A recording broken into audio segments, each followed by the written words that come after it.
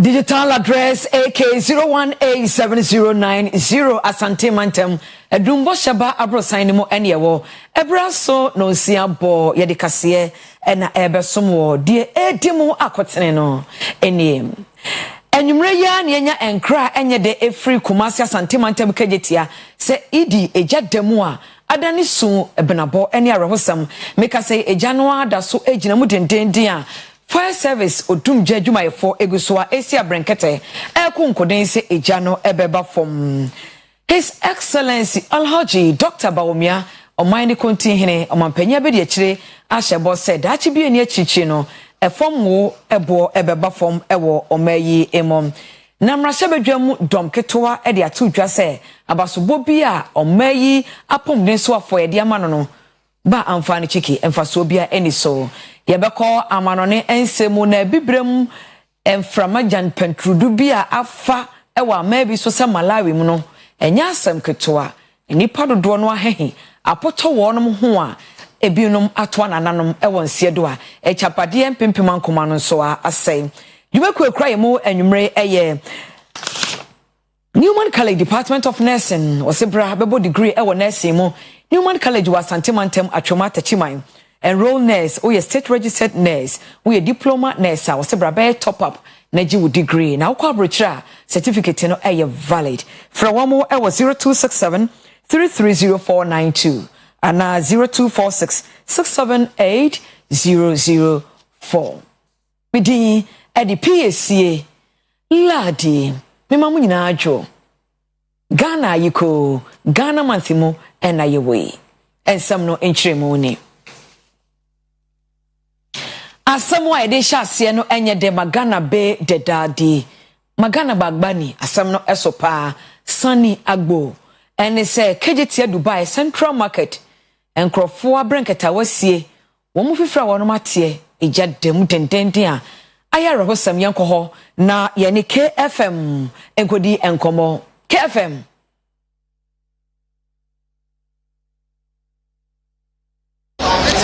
Yes, Obedru aye kajetia aye Dubai market hasena aye dia aye arehosem aye the middle floor ena arehosem yasi honom ena omotonton chemicals combat materials ene empaboa ahodopi ewo sa floor honom omocha se bese nonan empamu ya ena omhuru se ejano ahyase afio mu sa etoto tita na chese ano yaden eno ananam so a waton sa fire service for ye bedru ha bese dohwere baako ene akire nie ayade a samre aye kasai afa mienu a na eja no atono baako adum kura afa baako aka ne de woguso a wo hwese obetumi adum ja no kura enya de a ehonom no eja na dum enipa abochenko ha ne de yensan nyampo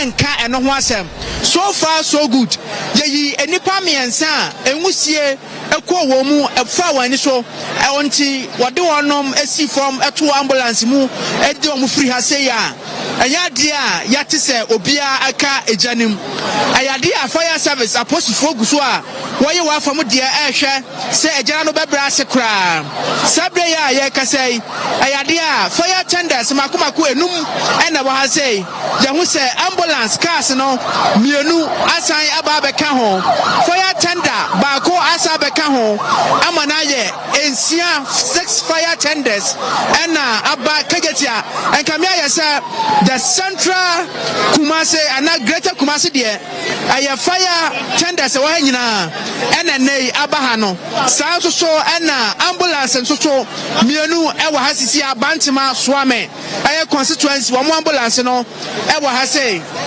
sabre ya kasai ayade a empanyufo ehwe na watumi adum jano na yahwe na yamonkomo na ye ni nipa no bi ehwe se de jano ehase na wo ha na sai na esi ehase efri na papa yamonkomo kakra ejano ehase na wo ha na na me shop ho no ma ho na me court ba bia me to me ne ma no e ho ani jano ehase chance saying on say my men no progo radio bluetooth ni bi enti me gina ho na mete say it is low battery please charge enti me feel ho me to me ne ma wie na me ma me ni si ho say me sanya package tia abetoto ne ma ni bi na masa ba be fa me ne ma no back enti me batoto ne ma na me sa akofa me ne ma na me gya no ho no me duru ho na shop ho ye wusie tum enti ama me hu say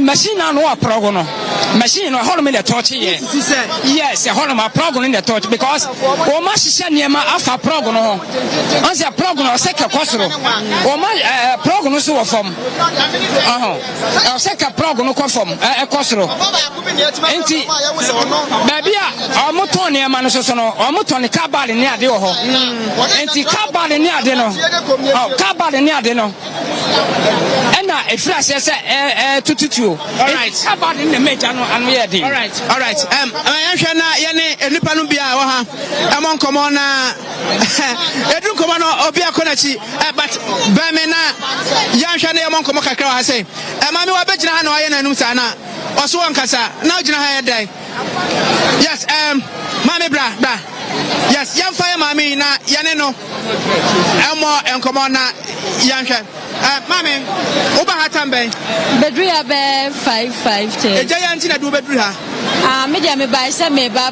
ya mensa oba ya mensa e wo so nti me wo ho no na ehu se e ma na idwane se ha echi nti me rush ko me ko ota ba bia de pamfo ne pomade na ura mu se ya store 1 2 3 ho na na mu sie ni pie ba ti my security ni 5 no mo dwo mu ho no ebo mo magina so on bedumu ja no na nso so na anu na de unse sa le no mutonton kan bad ni sa nyama no na ya na most na so so aboti enje e wo ho nti no ka hu bi ama wo mo anti mi na store no so ne ya tutum enti o mu fight ya no o mu ntimi nti na wo se o mu ma market no bia free mu se be ya o betimi adum ja no me be ha se enche kra mi ko 2 hours e ja na ahia ba se be bia dru ne de a o mu ntimi no mu ne de e je se na ye nyina e gina ama de e chiche se so dwa ne nyina mu a e de asama ba na nti wo de e ja na anuma wo nkofie ne da bi mi nkofie se nkrofo ne ama hye me so ya me ya ntimi nkofie all right sana ya maame no eka abusua wo ba bedru ha se ya e ya de a fire service for no egusu a o ya adwuma na maame ne menwa be man ene nkomo nto aso papa unema wo ha bia na so wutwam o da me adwuma contractor anamba o ya adwuma contractor yes contractor for so ya de a o ma bom modern ne papa esansa wabo apa wo bedru ha so far so good e de na wa hu oh ya hu se juma ko so fire service for no e bo juma pa ntino ye hwese bibia betoto din na se all right enwa ofi contractor no ena ono so ene kan mame o shop ho bia na baby me be hwade o ya be hwade o ba wa hu bibi ba so o ya hu he na hu dia se ne ma na she da na she ye bi yan se jane dan baby yan de jane dan ya nyina ye radio na fire service for na ba ya all right KFM KFM Piesie na me busa se ababa na osu se ni nua onhu no minim se wo fru nchen kokora na bia monya information bi e wo ho ana kaya ye fo no na omo eye enan enti omo se na omo nyina na wo soro ho ena mienu etumi si form later ena omo nua ba ko no enipa miensa enwusie ni ko omo mu a ye de omo gu first ambulance mo no na omo nua no ba ko eka ho enti sam redie omo nua ba ko na aka ne de omo nya hu no se wa frɛ nipa nim ono so akodi fa baabi ne de yentumi enkyerɛ sisi a yes and kamia yes regional security me beka say KM Kumasi Kropon Bedwa dwam training oka ho bi ene abamu panifo bi aba ho imprempren sabe ya say Enyadia KMA Mayor Abahase Menuncha no so Sanso na regional minister me hu no na mom eye aposi for and a fire service for there omabo mo dia omo e wa say na eye menua Ike e so akofo mu bai Ike wafro so azisia okoya no any part say KFM mentimi amfo so because share the way security na e wa around na ye ma amfo so no na mo metwe ben amanfo bi omo ton ade o second floor close to the second floor na ejana hihye no na me bisa ni se onima depot sin ya e de eja hihye ne ba ya na no person beka na mo see o sha e cupboard put a cupboard nso na empe heat into cupboard na eja eto efa ho kakra heat na ka no no na etumi ma eja hihye no e ba na nya bibia enya electrical eyi bia ma cupboard na trigger eja no na ma bibia se esi no but then no o say so far no betumi aka say obia empire she enye obia ntia no na sisia no metina. All right, Piesie ayadia eja na edumu ya no na enim se edumu kura no asaso bio a enwusie no egusu a epuba yanso yegusu ewa ha ewa atwenya mo ahwe sen na fire service na posifo ebe ya adwuma no akwakosi sede yaka no se onua bi ewo kroma akacha ne se o hwegya ne bia omo ne ho ban esanse ye wo ya na ya che kromfutachi amoa baako a enya posifo da roma gasamle watoa nananom ewo nsedo kromfo no wo wia de kromfo no wo wia de ewo kajetia Dubai kromfo de no wo wia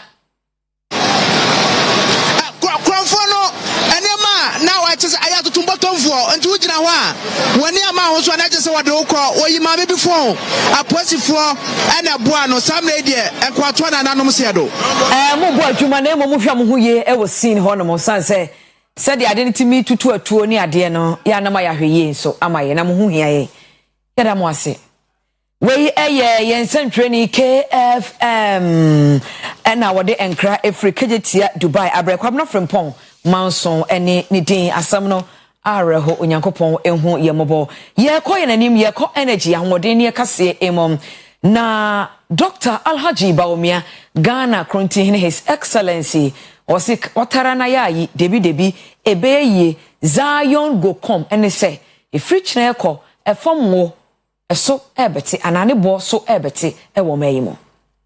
The goal for oil policy is one policy that is either deliberately or unintentionally misunderstood by many.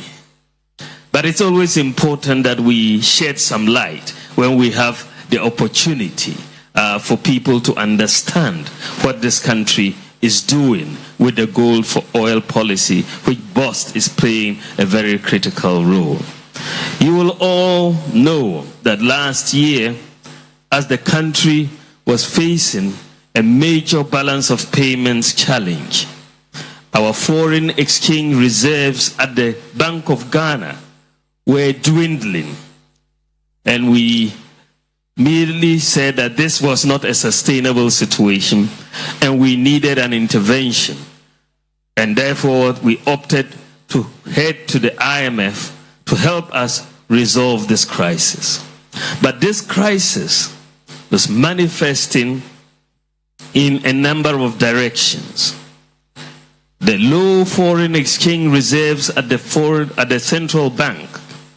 At the same time, we had to meet our oil import demand. So the BDCs had to continue demanding foreign exchange from the central bank. But the foreign exchange supply was limited. And when demand exceeds supply, prices will go up.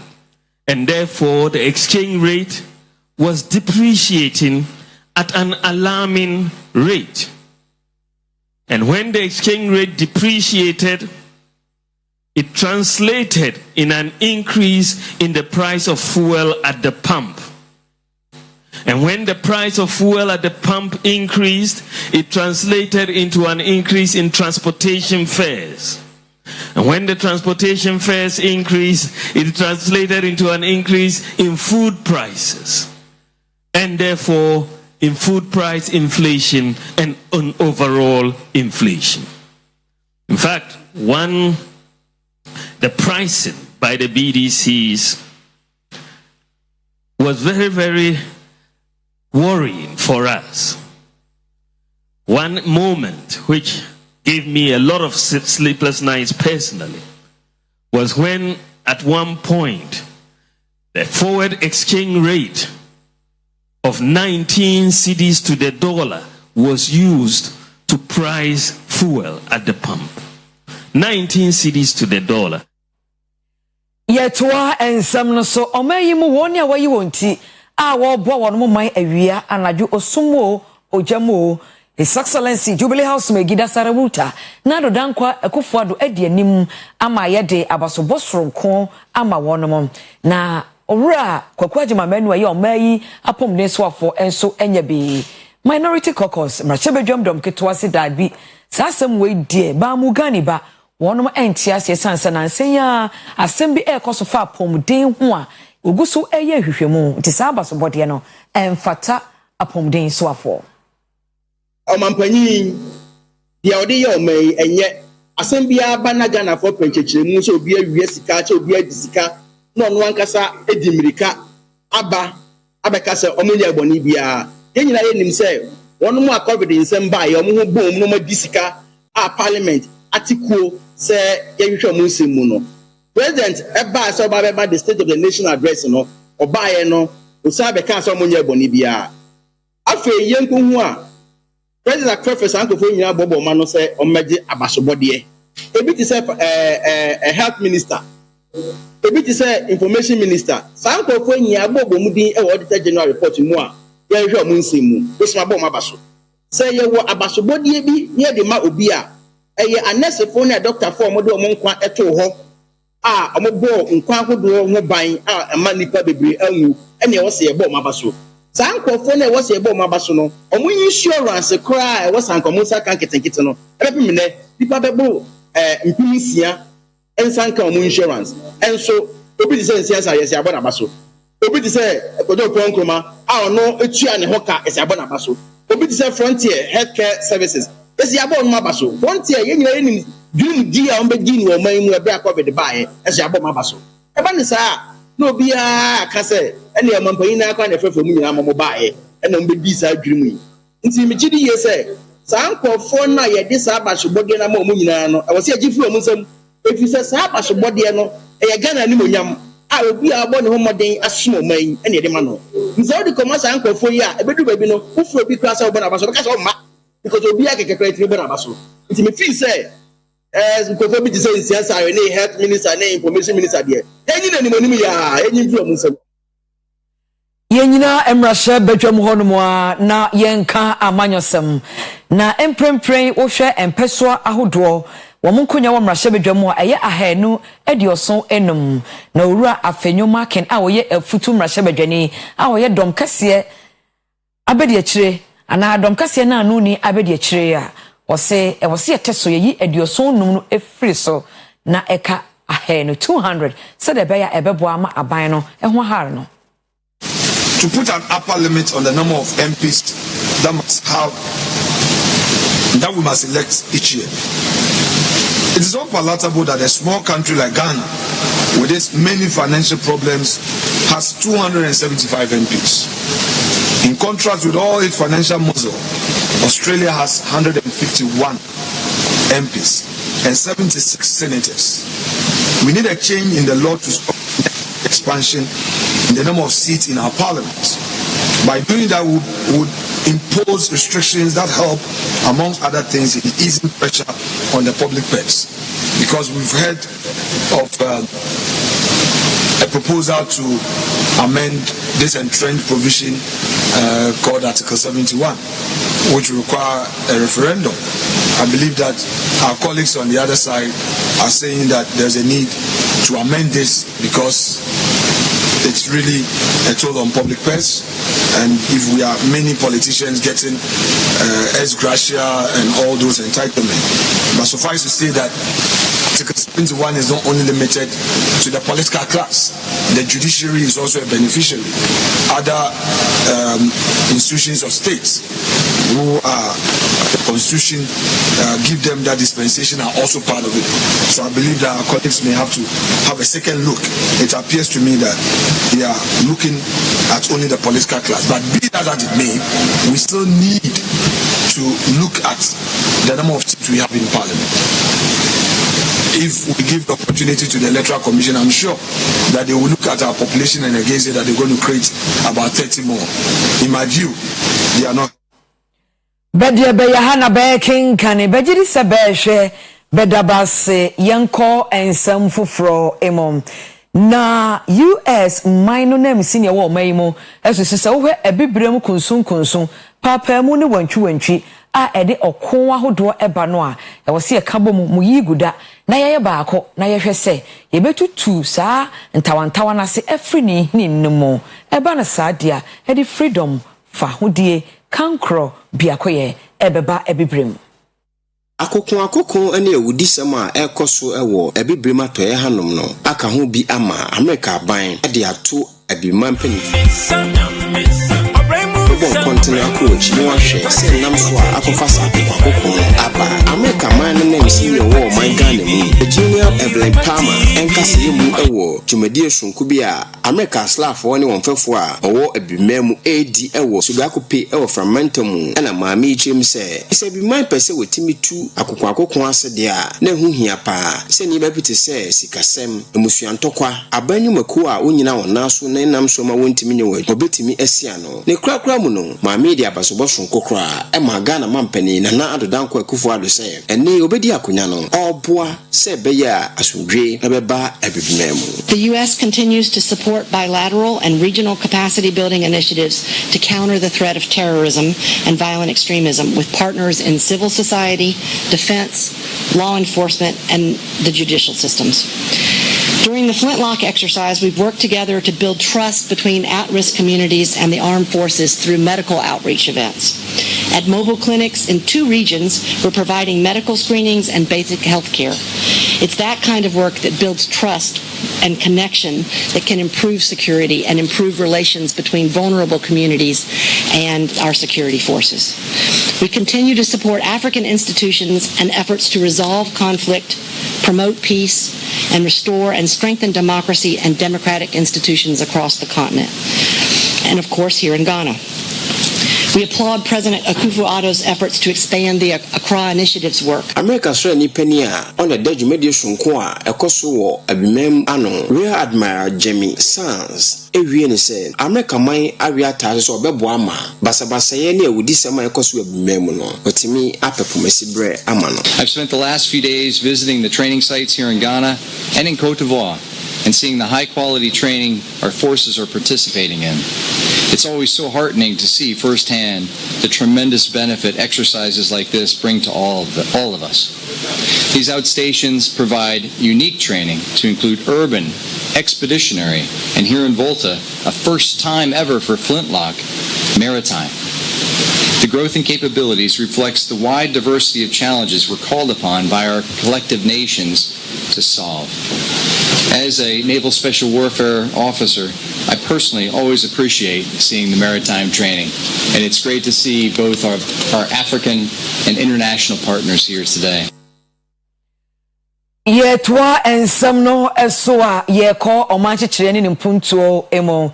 Na His Excellency Jubilee House Megida Sarawuta Nado Dankwa Ekufuado Atre Enoma New Patriotic Party MPP Amanyoko MPP Aban Aye Titru Ghana Akwaini Akwantempon Ochrese MPP Amanyoko wayebi acheko kojan otware wawabi oduru ohwim na emom no komra hyebadwamu a eye committee a omohwe akwan ni akwantempon sam so panyi baako owura Isaac Ejei Mensa wasa istimra hyebadwani osi asemo mampanyi kan no ba gaskiya ba enye no kre wada nano wada nubase ni president kasa bibre na sayehwe akwawasem ina wuma na entwayi na nyadia no kware no ewo o wachira kakra na obibia no okase na akufado na bai omonye kwan ubuso so oye owi the second time no wi ubuso oye kwan na no kware enyimi so se waya kwan cha bai wa bahina since Fourth Republic. The church time and the run is all a better before our and at a mess dear and a better Mahama. Intin on an crying, no more wire crying. Dear, like you said, the book by. Not acquiring, say, was saying this since 2009, about 2016. They acquiring 4,135 or so. I'm acquiring. Normally, the Nakufano, I acquiring over 11,000 kilometers. Now, Ubisako Kusisi, Uhima, and a feeder rose in Guano, or say why acquiring for 7,100 and baby. Now, the answer, or sis acquiring a year graveling and regraveling. Now, Sauba road soon, percent the Juana, graveling, grading, and fanka periodic maintenance. The Juma can also periodic maintenance. No, I said, no crying. The first 7,000 and fanka was in this. So, what kind was 11,000 now, but 7,000 putting a graveling, grading us for their medical money. But of course, they will. And I'm saying, no crying, we have budget statement, and no, in that. Baby piano, ministry be a onsa kiska, who prescribed a juvenile phone. The record is now on the body statement. Starting from the First Republic, President Ron's address of the period, details the records now. We be our bar, the Juma Waye, Nukwaya Waye, the quantified name in our want. He was inquiring. You hear me, the choir woman said, Eastern NDC, Yaya acquiring, a year acquiring from 2009. About 15,553 kilometers, 15,548 kilometers. Because you are in Pim, Dunum, Ahanum, and you are nine on what tree.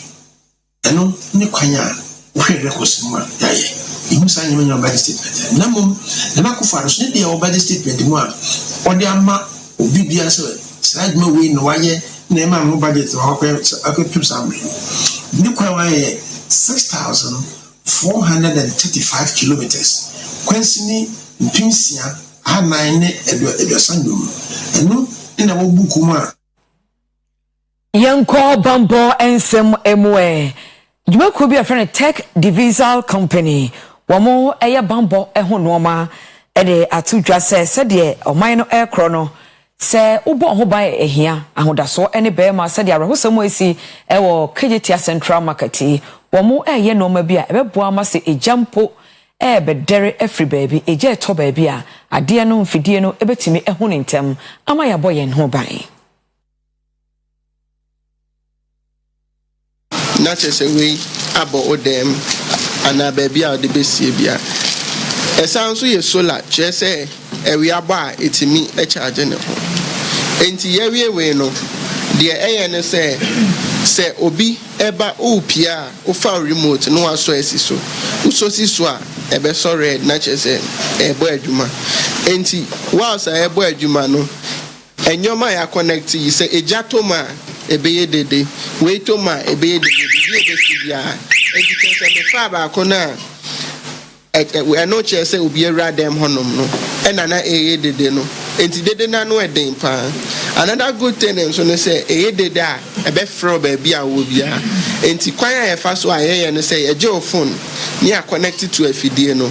And you connect your phone to a Fidiana, not just a detective BVR, a best fro, a wall phone. So, Chem, a fahua, and no any bit me who say, Ubia Befi honum.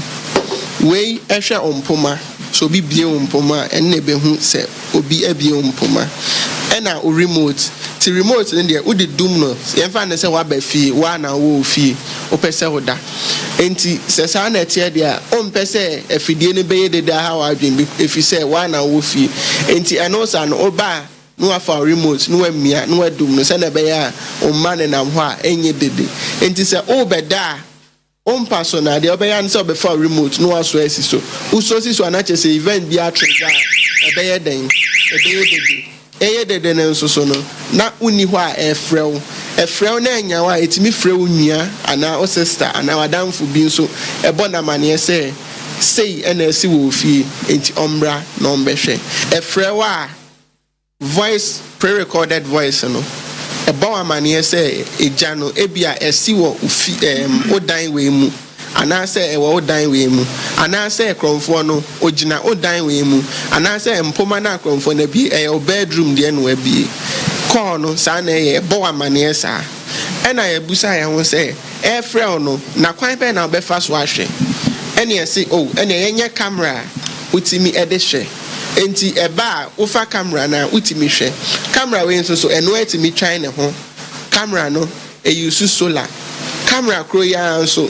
utimi sɛ uni fie na wo abrochire kra utimi fa wo phone no wakasa ama na fa camera ni nipa ni gina fie hɔ a obeti through the camera sɛ wo ekasa ne ho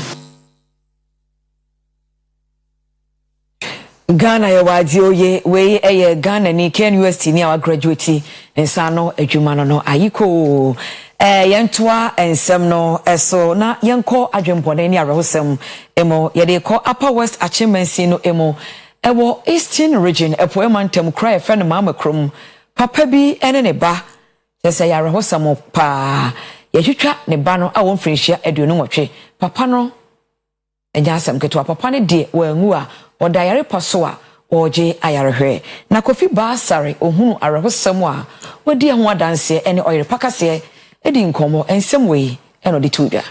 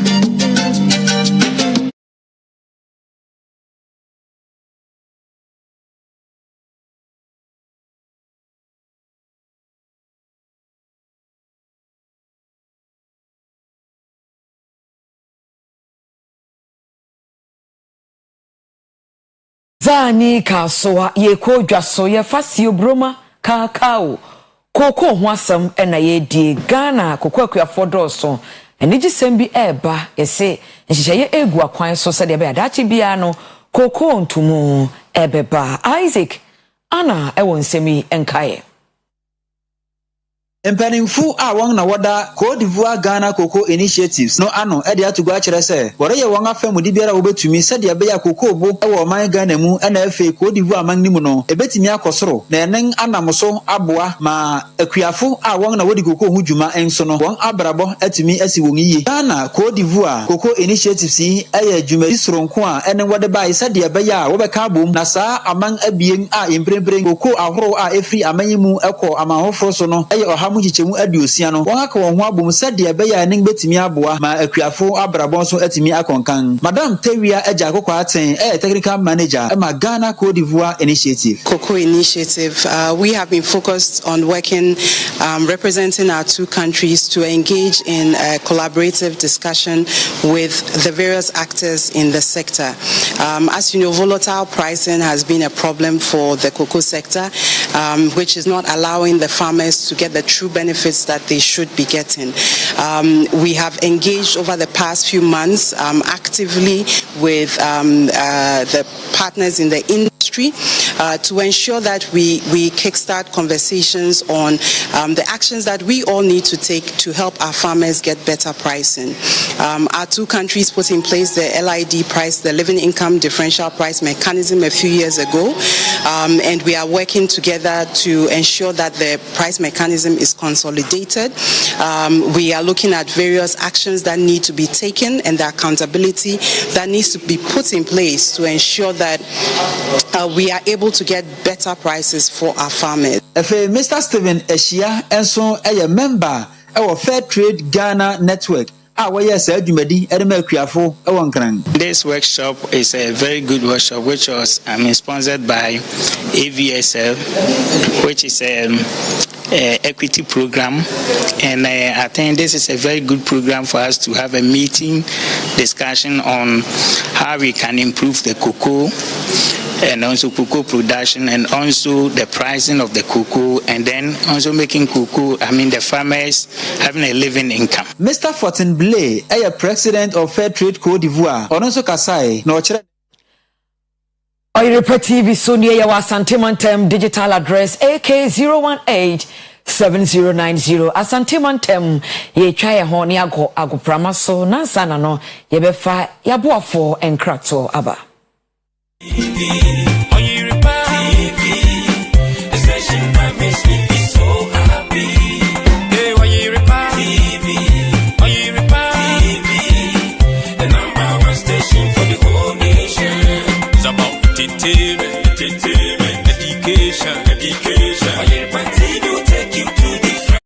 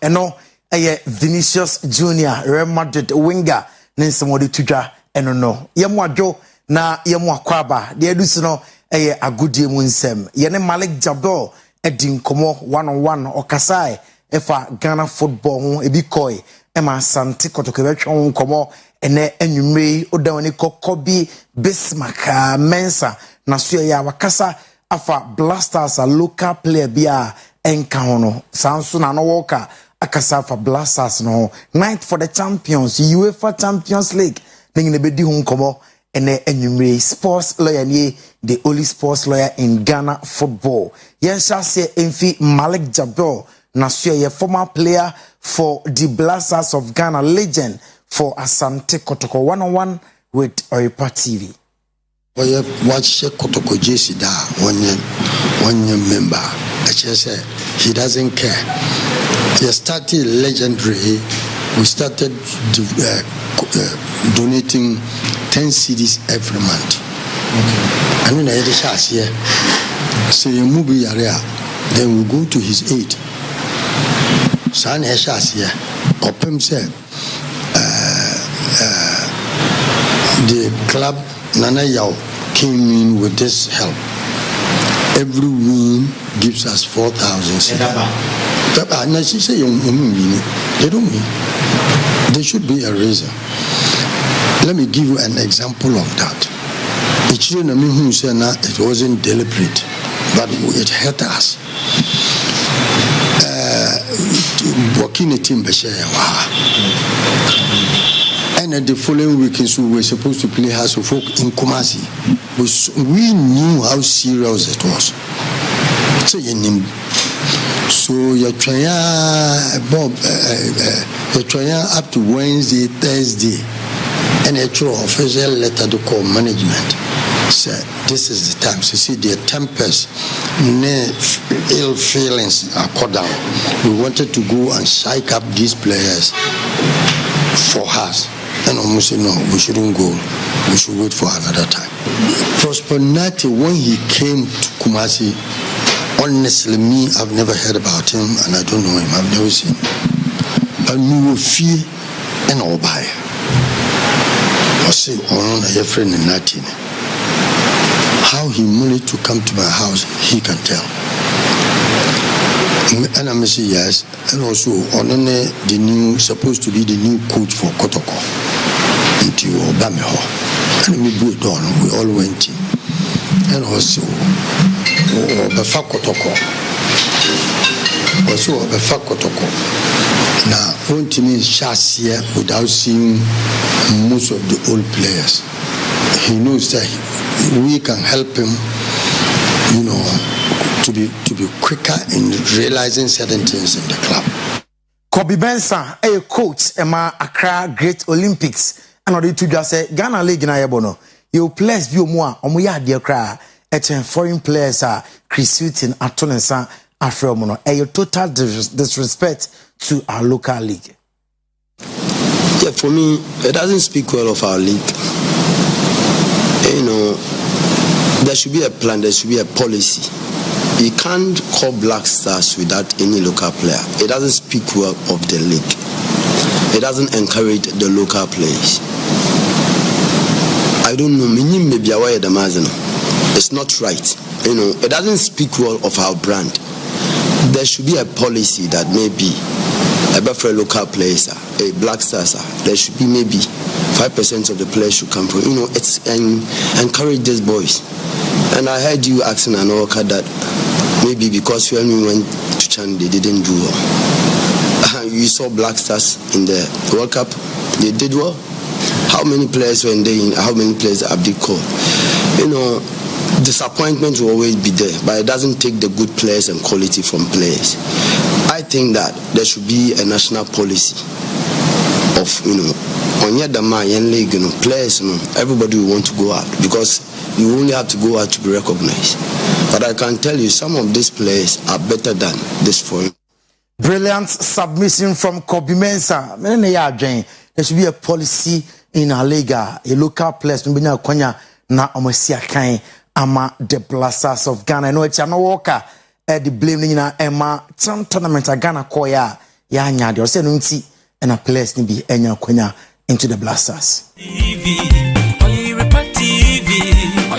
The FA, because they and the coach, did the collab. So maybe I would say he don't know any of the players in the Chan team. Maybe that's why he has not called any player from the Chan. So it could be so also. It could be so because if we have won the cup, definitely he would have asked who, or he would have contacted with the coaches, maybe some players, or maybe might look for a video of our fans, and maybe we'll see some players that he would have wished. There were nights for the champions and our games nibi etoja and etwaso and odani call Santiago Bernabeu, Real Madrid and Liverpool and ebebo Napoli betina fie our Stadio Diego Armando Maradona Stadium na omni entrance Frankfurt at the Abosumi Wanra Oko Etihad Stadium Man City SS7 RB Leipzig Entimi Anti Academy be 81 on aggregate and Enra City at the qualifier. We've got the cameras. Oyerepa TV, Efrinyame.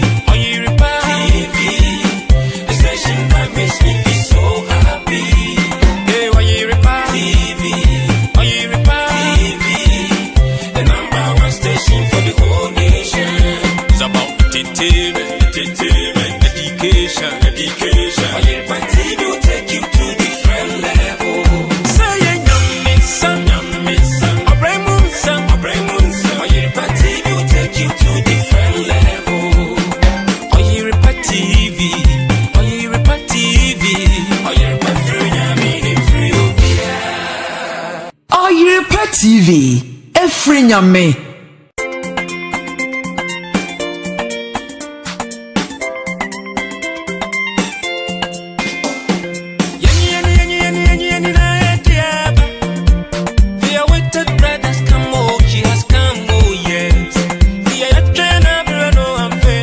Good day, Munsem NC sports lawyer ni the only sports lawyer in Ghana football. Dying one by a bar.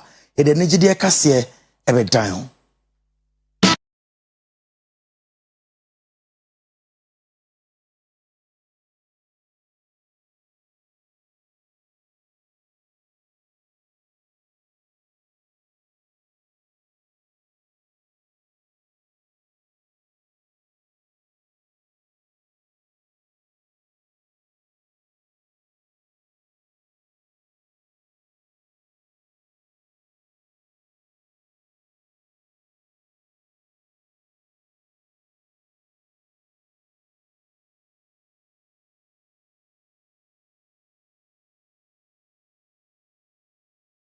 Lawyer say or de agoprama so sem abrayen de adruso e nigidie kase entertainment news de adisha ase e na ma McBrown sini twani asese wo radio presenter o say na hyase no e kuma bi na wieye aye kakra sanse secondary school mpo wanwie SS certificate. WASI certificate. Debbie Ming Manko SS. We JHS. Oh, wow. You didn't go to secondary school? No, I started a Prince of Peace Girls Secondary, but I couldn't finish Form 1. Why? Why? Debbie, I never paid my school fees, and I was so embarrassed. I just felt like this is not me. Let me step out. So I stopped going to the school because I was owing from first term, second term, almost going to third term. I stopped. What? Because when the teacher enters the class, everybody will tell. Oyerepa TV, Oyerepa TV, a session that makes me feel so happy. Hey, Oyerepa TV, Oyerepa TV, the #1 station for the whole nation. It's about entertainment, education. Oyerepa TV will take you to different levels. Say, young son.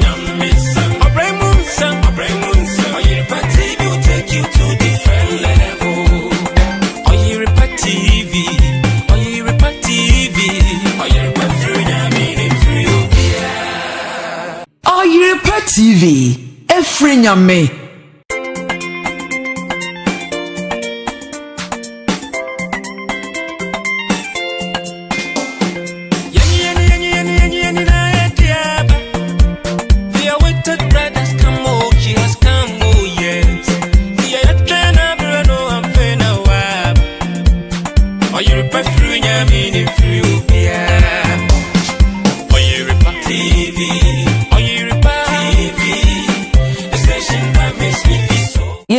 So na nyumre the entertainment news enije de kase no esi yentwa ye homre na yenkwa ama no ne yenkwa hwa rohosam a esi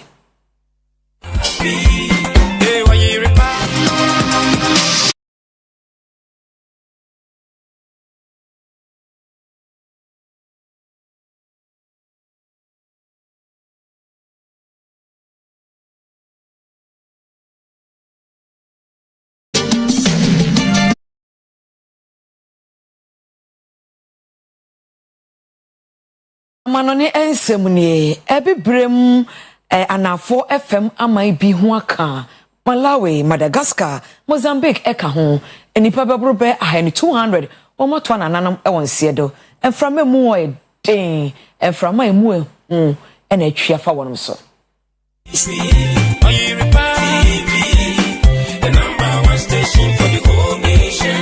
It's about entertainment, education. Oyerepa TV will take you to different levels. Say yummy son, Oyerepa TV will take you to different levels. Oyerepa TV, Oyerepa free. Oyerepa TV, Efrinyame. Arehosam ne say enyo odumfo ne ka afie kra ka asrafo mienu bi kra no ka yado a oto an no osie do enam se baabi a no wo ni na yi na nwa ko nya se obekọ akopɛ dutu eso atra kopi bra nsu ano ebras Yefri ho na yenko Senegal mine no emo wo yenko Dakar mu asamwa asie ene se eye opposition leader odon yokuo ena no ni echitafo ebebro ahead ampemunum aye o yekire na ansa ama buga de henya asi ewo man mu ansam no aye deja hu a abeto Senegal mamu efa o mampani makisa say opani besa gina ne prince aso ewa abeto ebekoso aka ho bi ama echitafo ma owura Osman Songo a oye opposition leader no ate wo ho agumonten so a oye oyekire ti aban no na ne ama oyekire mu aye den pa ye say owura makisa ahwa aye opani Osman Songo ene ne nipa dodo na etuja di na chi a anhwa na abeto ebekoso no opani ababedin kunim eno na aka ho bi ama aban mu mpanifo bi ede sobo abo opani se akokeka Biafa oswafo a ohwe akwanhran senso ewo Senegal memu a na wotwe wumi ya ode opani bekwa akopie mu court enu mu ena na chitafo hu ne se aban pese oye bi obetimi bia se be ya obetimi de opani akwakoto afiase na saa koba mu a na abato ebekoso no no mampani makisa ebedi nkunim ne mprensa krban yede kase ne AC hanom ne adaya boafo so mboafo ayabuafo ase eye Newman College Department of Nursing wo mo eni krai mu ene enwumre wo so obo amanfo mo mabata kenkan na o makenkan na o makonkan e wo nursing adesua mu obebo nursing degree no e wo kama pa and found certificate bi kuta so ye hack nurse wo ye enrolled nurse state registered nurse obeba no aba beto so na wa ye top up e wo honom certificate no e valid Newman College Department of Nursing accredited ankasa or hostel facilities ewo Achumata Chimai Asante Mantem 0246 678 004 0246 and 0267 330492. Madam Wase Minyamwase, the bride of Judas ene Jumedia etwaso. Mede edi Piesie Lardi Dominos Vobiscum Eradia Sumdrinka. Oyerepa TV will take you to different levels. Oyerepa TV, Oyerepa